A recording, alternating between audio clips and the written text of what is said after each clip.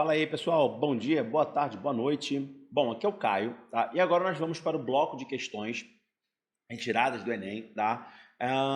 Falando sobre a filosofia clássica, sobre os três atores da filosofia, né, dita socrática, que são Sócrates e os seus discípulos Platão e Aristóteles, tá? Que são os mais conhecidos, mas não se foque somente nisso, tá? Acompanhe nossos três blocos de questões, pré-socráticos, socráticos e os autores helenísticos, porque os três são muito importantes, apesar, né, talvez aí desses os chamados socráticos serem os mais conhecidos, né, os mais, né, abordados de forma geral.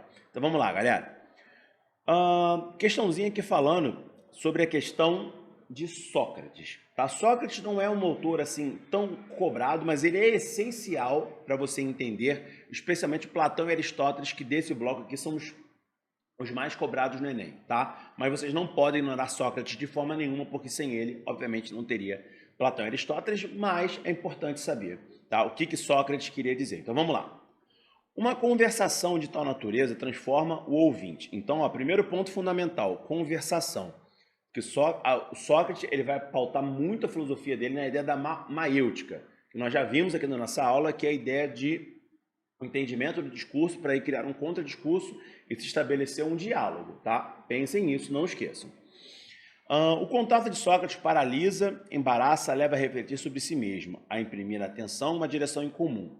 Os temperamentais, como Alcibíades, sabem que encontrarão junto dele todo o bem de que são capazes, mas fogem porque receiam essa influência poderosa que os leva a se censurarem. Então, aqui está falando um pouco sobre aquela questão de como Sócrates criticava, né, aquele pensamento que se estabelecia ali, no contexto de vida de Sócrates. Inclusive ele é condenado à morte por isso, né, na qual ele vai especialmente se opor muito àquela ideia do discurso pautado plenamente por uma forma dele, né, e não exatamente por aquele discurso, né, pelo conteúdo, pela busca pela verdade, que é talvez a principal característica da filosofia socrática. E Alcibíades era um dos grandes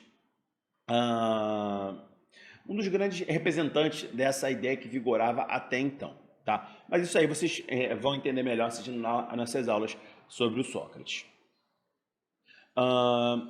Sobretudo a esses jovens, muitas quase crianças, que ele tenta imprimir sua orientação, e essa inclusive é a grande acusação, tá, que paira ali sobre o Sócrates, que é a ideia de ele desvirtuar as crianças, desvirtuar a juventude, na verdade, que era o termo utilizado. Não existia muito bem essa ideia de criança nesse momento, então. Então vamos lá, galera. O texto evidencia características do modo de vida socrático. Lembrando que o Sócrates não escreve nada, Sócrates era até avesso à escrita, muito mais pautado pelo diálogo, tá? E uma boa parte do que nós sabemos sobre o Sócrates é através do Platão. Então, esse modo de vida socrático se baseava obviamente, sustentação do método dialético, né? A primeira dialética da história é a dialética socrática, pautada muito na ideia de diálogo, tá? Então, ele vai criar essa noção do conhecimento a partir de dois vieses, já que nós temos o ponto A fala alguma coisa, o ponto B recebe, e o conhecimento não estaria nem com o ponto A nem com o ponto B, mas uma posição intermediária entre os dois. Daí a ideia de dialética. Então, se hoje nós debatemos discurso, dialética, posições, né, intelectuais, ideologias, tudo se deve ao Sócrates, que estabelece essa ideia de diálogo como obtenção da verdade. Ou seja, a verdade ela se estabelece através da maiêutica, através da dialética. Então, se você vê uma questão falando sobre Sócrates, imediatamente liga a ideia de dialética, de ideia do conhecimento, tá? A epísteme através do diálogo. Qualquer coisa que fosse fora disso, tá? Era doxa, era um conhecimento inverídico. Beleza? Vamos para a próxima aqui. Suponha homens numa morada subterrânea, em forma de caverna, cuja entrada aberta à luz se estende sobre todo o comprimento da fachada. Vocês viram aqui caverna, imediatamente vocês já vão ligar isso aqui a Platão. E, obviamente, a questão fala sobre ele.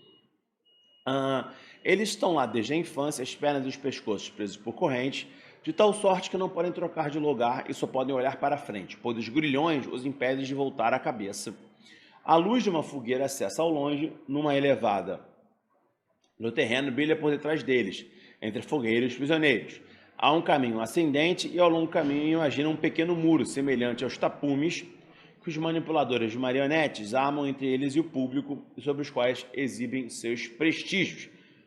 Clássico trecho da República de Platão, naquilo que fica conhecido como a ideia da caverna, né? Bom, essa narrativa de Platão é uma importante manifestação cultural do pensamento grego antigo, cuja ideia central do ponto de vista filosófico evidencia e aqui a teoria do conhecimento, já que para Platão, né, o conhecimento se dava através do chamado mundo das ideias. Então, essa teoria do conhecimento, ela expõe a passagem do mundo ilusório para o mundo das ideias. Ou seja, o conhecimento estava nesse mundo das ideias, nesse mundo em um outro plano, diferente do nosso mundo sensível. Então, só aqueles que conseguiriam acessar esse outro mundo através, né, da filosofia, tanto que até a ideia um pouco ali do rei filósofo e tal surge através do Platão. Então, somente aqueles que conseguissem alcançar esse outro mundo através da filosofia, obtendo assim a epísteme. Então a epísteme para Platão estava num outro plano, diferente de Sócrates, que estava no diálogo. Tá? Então essa é o grande centro da filosofia platônica, a ideia do mundo das ideias alcançável somente através da filosofia. Beleza, meus caros?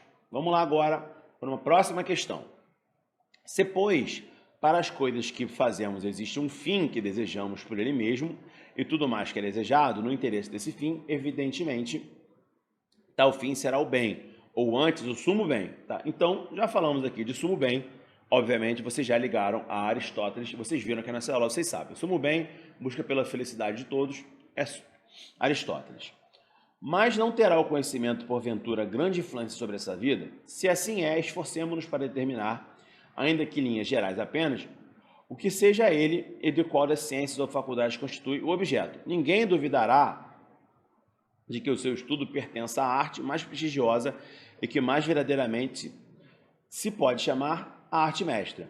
Ora, a política mostra ser dessa natureza, pois é ela que determina quais das ciências que devem ser estudadas num Estado, quais são as que cada cidadão deve aprender e até que ponto vemos até as faculdades tidas em maior apreço como a estratégia, a economia e a retórica estão sujeitas a elas. Ou seja, Aristóteles está falando aqui que a política é o centro de tudo. Então, vocês já viram isso falado várias vezes, a importância da política, o homem ser um animal político, o homem ser um zoopoliticon, a política ser natural ao homem, o homem um animal da polis. Seguindo. Ora, como a política utiliza as demais ciências e, por outro lado, legisla sobre o que devemos e o que não devemos fazer, a finalidade dessa ciência deve abranger as de outros, de modo que essa finalidade será o bem humano. Aristóteles, Ética a Nicômaco.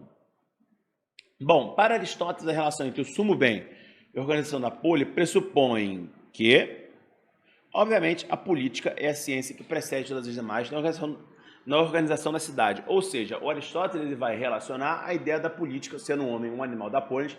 Nunca esqueçam disso, Aristóteles, o homem ser um zoopoliticon, um animal da polis. Ou seja, a política é o grande meio, tá, de buscar o sumo bem, o bem comum, que é essa felicidade.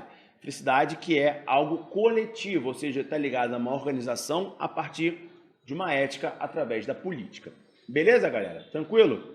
Então é isso. Valeu, grande abraço. Agora vamos para o nosso próximo bloco de questões falando sobre a filosofia helenística. Valeu!